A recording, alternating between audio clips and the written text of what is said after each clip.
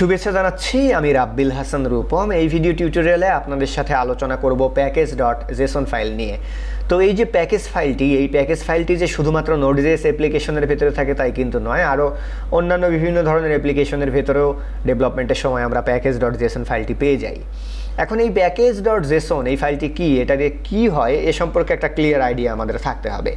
তো আমি যদি এক কথাই বলি তাহলে প্যাকেজ.json যে ফাইলটি, এই ফাইলটি হচ্ছে অ্যাপ্লিকেশনের নথি। এই ফাইলটি হচ্ছে অ্যাপ্লিকেশনের একটা নথি, যে নথির ভেতরে ওই অ্যাপ্লিকেশন সংক্রান্ত বিভিন্ন বিষয়গুলো সেখানে সাজানো গোছানো অবস্থায় থাকে। যেরকম ধরুন আপনার অ্যাপ্লিকেশন রিলেটেড যে মেটা ডেটাগুলো, সেই মেটা ডেটাগুলো আপনার এই প্যাকেজ.json ফাইলের ভেতরে থাকে। তারপরে অ্যাপ্লিকেশনের ভিতরে আমরা বিভিন্ন সময় বিভিন্ন থার্ড পার্টি ডিপেন্ডেন্সি ব্যবহার করি, বিভিন্ন থার্ড পার্টি লাইব্রেরি ব্যবহার করি, ফ্রেমওয়ার্ক ব্যবহার করি। তো কোন ফ্রেমওয়ার্ক আমরা ব্যবহার করলাম, কোন লাইব্রেরি ব্যবহার করলাম, সেগুলোর ভার্সন কি, সেই সংক্রান্ত যে তথ্যগুলো, সেই তথ্যগুলো কিন্তু আমাদের প্যাকেজ.json ফাইলের ভেতরে থাকে। এছাড়া প্রত্যেকটা অ্যাপ্লিকেশনের একটা আইডেন্টিফিকেশনের বিষয় আছে, প্রত্যেকটা অ্যাপ্লিকেশনের জন্য ইনফরমেশনের বিষয় আছে, অ্যাপ্লিকেশন নেম, অ্যাপ্লিকেশন ভার্সন। তো এই সংক্রান্ত যে ডেটাগুলো, এই ডেটাগুলোও কিন্তু প্যাকেজ.json ফাইলের ভেতরে থাকে। এখন প্রশ্ন হচ্ছে, আমরা যে এখানে Node.js প্র্যাকটিস করছি ওয়েবস্ট্রমে, এখানে আমরা করেছি কি, একটা সোর্স নামে একটা ফোল্ডার তৈরি করেছি। সেই ফোল্ডারের মধ্যে আমরা main.js নামে একটা ফাইল নিয়ে সেই main.js এর ভিতরে কিন্তু আমরা এখানে প্র্যাকটিস শুরু করেছি। বাট এখনও কিন্তু আমরা এখানে প্যাকেজ.json নামে কোনো ফাইল তৈরি করে নেইনি। প্যাকেজ.json নামে একটা ফাইল আমাদেরকে তৈরি করে নিতে হবে। এই ফাইল করবে কি, আমাদের অ্যাপ্লিকেশন সংক্রান্ত মেটা ডাটাগুলোকে হোল্ড করবে। আমাদের অ্যাপ্লিকেশনের ভিতরে আমরা যদি কোনো থার্ড পার্টি ডিপেন্ডেন্সি অ্যাড করি, সেগুলোকে সে ওখানে ইন্ডেক্স করবে। সহজ কথায় অ্যাপ্লিকেশনের নথি বলতে যা বোঝায় সব থাকবে হচ্ছে প্যাকেজ.json ফাইলের মধ্যে। এখন প্যাকেজ.json ফাইলে সেটা আমরা আবার ক্রিয়েট করব কিভাবে?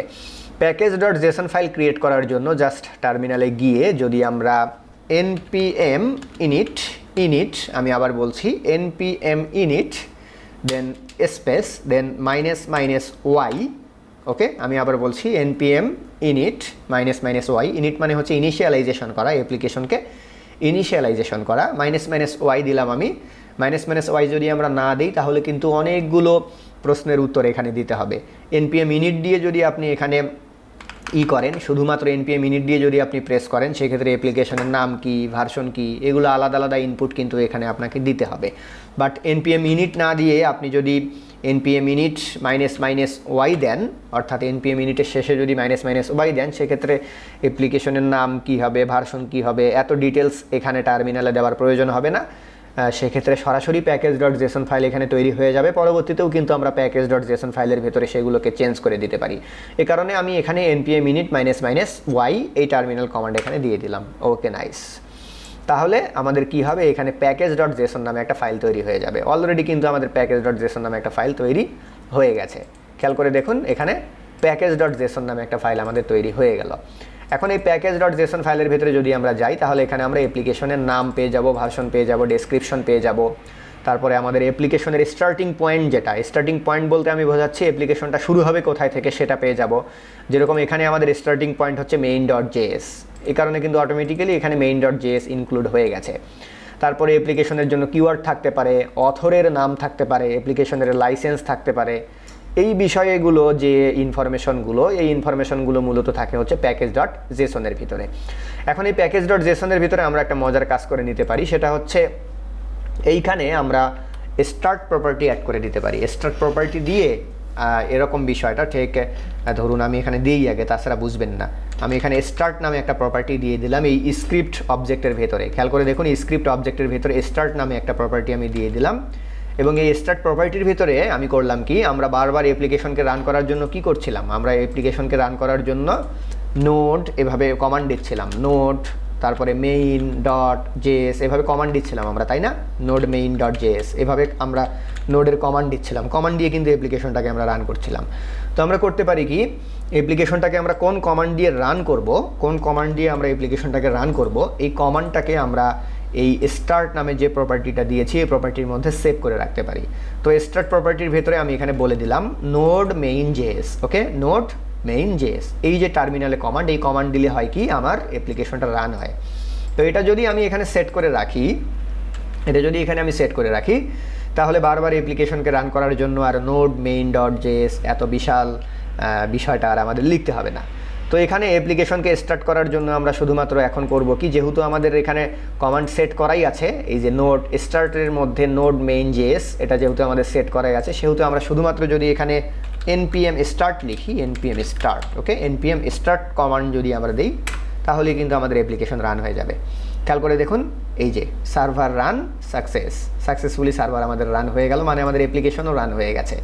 খেয়াল করে দেখুন, আমি ফায়ারফক্সে চলে যাচ্ছি। ফায়ারফক্সে গিয়ে অ্যাপ্লিকেশন রান করেছি কোথায়, আমরা রান করেছি এটা লোকাল হোস্টে, তাই না, লোকাল হোস্ট 5050। ওকে, নাইস। খেয়াল করে দেখুন অ্যাপ্লিকেশন আমাদের রান হয়ে গেল।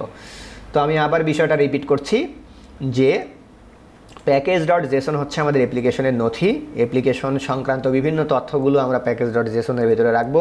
এছাড়া অ্যাপ্লিকেশনের ভিতরে যে থার্ড পার্টি লাইব্রেরিগুলো ব্যবহার করব, আমরা ডিপেন্ডেন্সিগুলো ব্যবহার করব, সেই সংক্রান্ত যে তথ্যগুলো সেগুলো থাকবে প্যাকেজ.json-এর মধ্যে।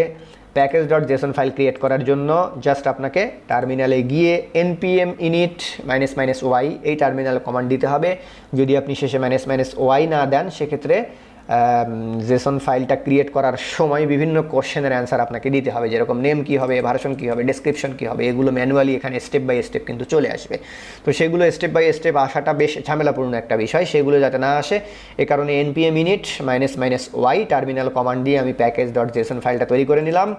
এখন এই প্যাকেজ.json ফাইলটা ওপেন করলে আপনারা দেখতেই পাচ্ছেন এখানে অ্যাপ্লিকেশনের নেম, তারপরে হচ্ছে version, description, starting point, keyword, author, licence, এই বিষয়গুলো কিন্তু এখানে আছে। এছাড়া এখানে আরেকটা মজার কাজ আমরা করে নিতে পারি, সেটা হচ্ছে স্ক্রিপ্ট ট্যাগের ভিতরে স্টার্ট নামে একটা প্রপার্টি আমরা দিয়ে সেখানে আমাদের অ্যাপ্লিকেশনটা স্টার্ট করার জন্য কোন টার্মিনাল কমান্ড লাগে বা কী কমান্ড দিতে হয় সেটা আমরা এখানে দিয়ে দিতে পারি, যে আমাদের অ্যাপ্লিকেশনটা রান করার জন্য নোড মেইন জেএস এই টার্মিনাল কমান্ডটি আমাদেরকে দিতে হয়। তাহলে এই টার্মিনাল কমান্ডটা যদি আমরা এখানে সেট করে রাখি, তাহলে আমাদের যে সুবিধাটা হচ্ছে সেটা হচ্ছে নেক্সট টাইম যখন আমরা আমাদের অ্যাপ্লিকেশনটাকে রান করার সময় এই টার্মিনাল কমান্ড, এত বিদঘুটে টার্মিনাল কমান্ড, নোড লিখে আবার মেইন লেখো, ডট দিয়ে আবার জেএস লেখো, হ্যাঁ, এটা দিতে হচ্ছে না। শুধুমাত্র আমরা এখানে npm স্টার্ট লিখলেই আমাদের অ্যাপ্লিকেশনটাকে রান করিয়ে ফেলতে পারি। ওকে, নাইস। যাই হোক, প্যাকেজ.json সম্পর্কে আশা করি বুঝতে পেরেছেন। অনেকগুলো কথা বললাম, একই কথা বারবার বললাম। একই কথা বারবার বলার পেছনে কারণ হচ্ছে একই কথা বারবার শুনলে মাথার ভিতরে গেঁথে যায় অনেকের কথাগুলো, আবার অনেকে হয়তো বিরক্তও বোধ করেন। তো যাই হোক, ধন্যবাদ সবাইকে।